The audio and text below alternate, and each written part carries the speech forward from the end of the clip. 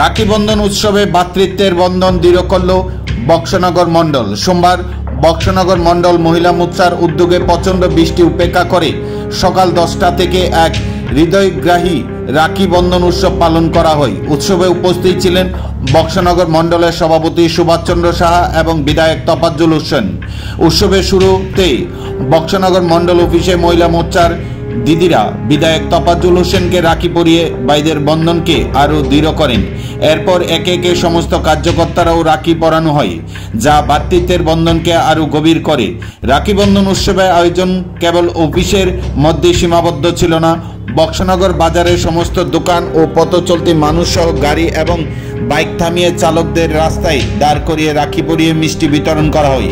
এভাবে উৎসবের মাধুর্য ছড়িয়ে পড়ে সমস্ত এলাকায়। এরপর কলমচড়া থানার সমস্ত পুলিশ সদস্য ওসি ননী গোপাল দেবকে রাখি পরানো হয়।